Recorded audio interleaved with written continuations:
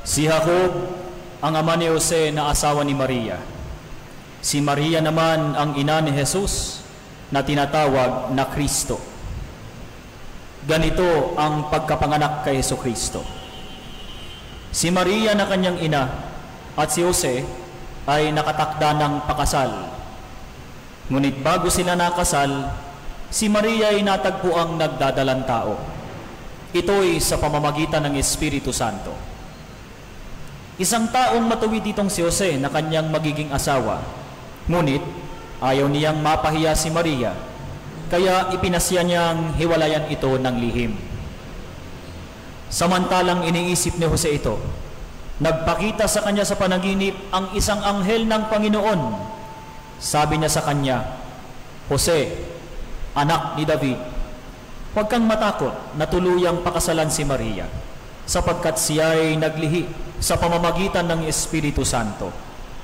Manganganak siya ng isang lalaki at ito'y pangangalanan mong Jesus, sapagkat siya ang magliligtas sa kanyang bayan sa kanilang mga kasalanan." Nang magising si Jose, sinunod niya ang utos ng anghel ng Panginoon.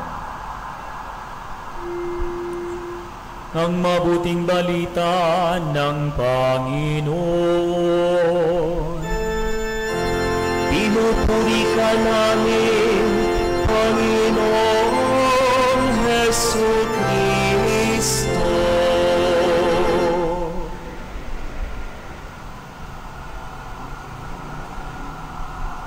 Magsiupo po ang lahat.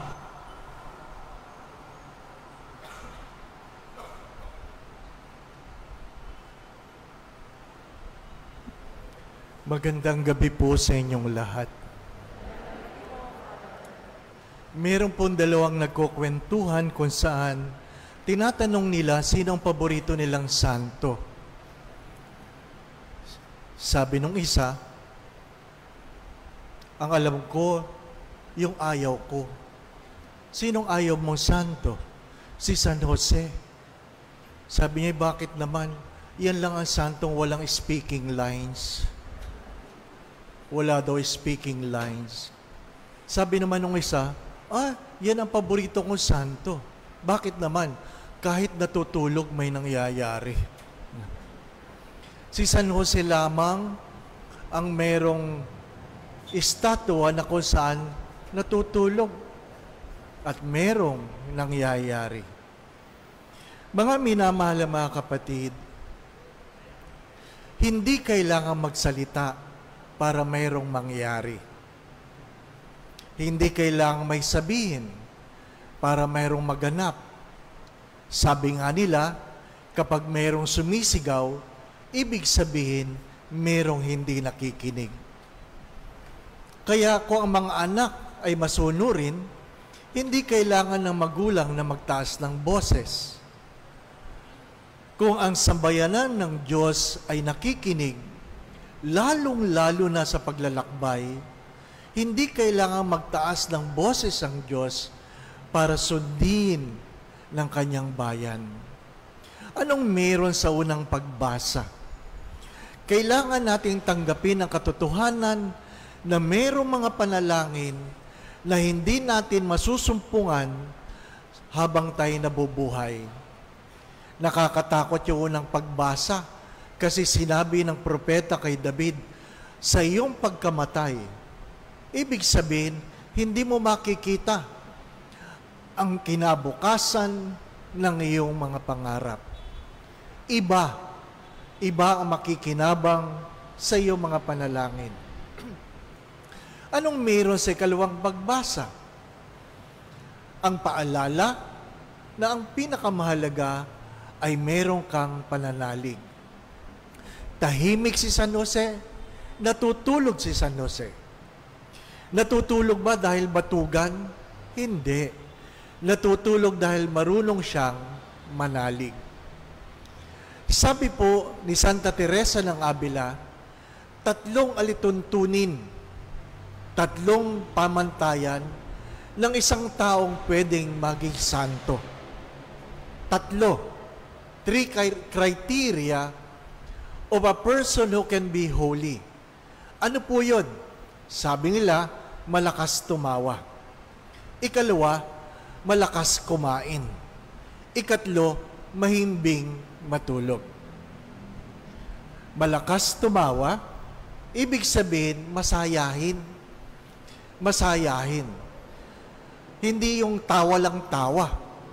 Kasi pag tayo ay tawa ng tawa, natatakot ang ibang tao. Di po ba? No? Pag nakakakita ka ng lumuluha, sasabihin mo, ay may problema yan. Pero pag nakakakita ka ng taong nakatawa, nakangiti sa loob ng simbahan, sasabihin nyo, may sayad yan. Kaya nag-iingat tayo. Pero, sabi nga ng Santa, masayahin ka dahil sa gitna ng iyong mga problema, alam mo, hindi nagpapabaya ang Diyos. Lahat ay may problema. Walang sino mang nabubuhay na walang problema. Palaging may problema. Ano po ang aking sinasabi? Pag wala kang problema, baka ikaw ang problema. Mga minamahal mga kapatid, magsumikap ka, manalig ka, tawanan mo ang iyong problema. Hindi po ba? Ikalawa, hindi naman ibig sabihin ng malakas kumain, matakaw. Ibig sabihin, hindi mapili. Hindi mapili. Ipinagpapasalamat kung ano ang nasa kanyang hapag. Sapagkat ang ating panalangin, bigyan mo kami ng aming kakanin sa araw-araw. Kung ano man ay pagkaloob sa'yo ng Diyos, ipagpasalamat mo. Ipagpasalamat mo. Sapagkat darating ang araw, kahit gaano ka kayaman, hindi mo na makakain ang gusto mong kainin. Marami sa inyo ang nalaman na ako po ay na-stroke. Na-stroke ako almost 2 years ago. At para maging maayos ang aking kalusugan, maraming bawal. Sabi nga kanina, ay, payat ka pala. Para ka mataba sa TV. O ngayon, nakita nyo na ako. Ganun talaga. Hindi po ba? Ano? Huwag kayo maniniwala sa nakikita nyo palagi sa TV. Ano po? Ha? Sadyang ganun. Bakit? Maraming bawal. Hindi sinabi ng doktor kung ano ang pwede kong kainin. Hindi sinabi ng doktor kung ano ang hindi ko pwedeng kainin. Para mabilis, sabi lang niya, Father, para alam mo kung anong pwede mong kainin, ganitong isipin mo, basta masarap, bawal. Di madali, di po ba? Ano? Basta masarap, bawal. Kaya pag mayroon pong nagbigay ng pagkain at sinabing, Father, masarap ito, ay, bawal po yan. Ano po? Ha? Kain po kayo, masarap po ba yan? Opo, ay, bawal. Di po ba? Ano? Ganon talaga. Alam mo kung anong iyong kakainin. Hindi yung tayo'y nagpupumilit. Alam nyo kayo diabetic. Alam ko kayo may hypertension. Pero lahat ng bawal, binabanatan ninyo. Nagagalit kayo pag sinasabihan kayong, Ma, bawal sa iyan. Ano sinasabi ng marami? Konti lang. Diba? Ano? Bawal nga po eh. Konti lang, anak. Bawal nga po. Patayin mo na lang ako. Diba? Ganyan. Ano po? Yan ang sinasabi ng matatanda. May gamot naman eh. Hindi. Ang sinasabi ng Santa ay ano? Masaya ka kung ano ang meron sa hapag. Kung ano ang meron para sa iyo. Sapagkat tayo nalulungkot dahil palagi natin kinukumpara ang laman ng lamesa ng iba. Again, mahalagang malakas kang tumawa, hindi ikaw ay may sayad, kundi alam mong masaya ka dahil mayroong isang Diyos na hindi nagpapabaya. Malakas kang kumain, hindi dahil ikaw ay matapang, kundi marunong ka magpasalamat kung anong meron sa iyong hapag. Ano yung pangatlo, si San Jose? Mahimbing matulog. Nananalig ka na hindi nagpapabaya ang Diyos. Nananalig ka, hindi nagpapabaya ang Diyos. Bakit? Pag nagpuyat ka ba, nagkakaroon ba ng katugunan ang iyong mga panalangin? Hindi. May mga problema na sabi nila, kung hindi makuha sa kain, itulog mo. Di po ba, ano? Kaya kung kayo may problema, paminsan-minsan, tumahimik ka at matulog. Malay mo, managinip ka katulad ni San Jose. Hindi po ba, ano? Hindi kailangan na speaking lines. Mga minamahal na mga kapatid, pagka minsan sa paglalakbay tungo sa kabanalan, ang hirap ng may kasamang madaldal. Di po ba, ano? Ang hirap ng may kasamang madaldal. Mahirap nga magdasal ng kasama mo madaldal eh. Di po ba, ano? Ano sabi?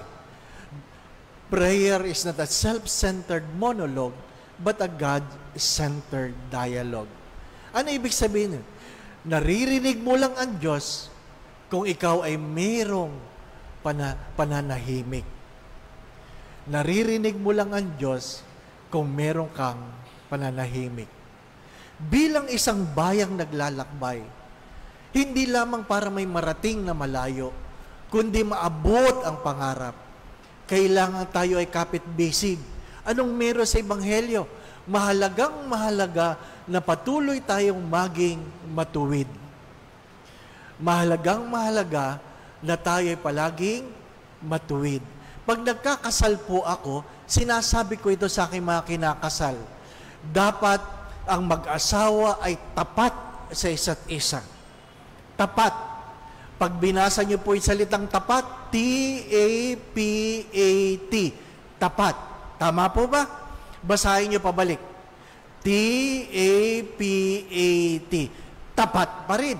Hindi po ba? Sa madalit sabi, wala kang ibang tatapatan kundi ang iyong pinakasalan.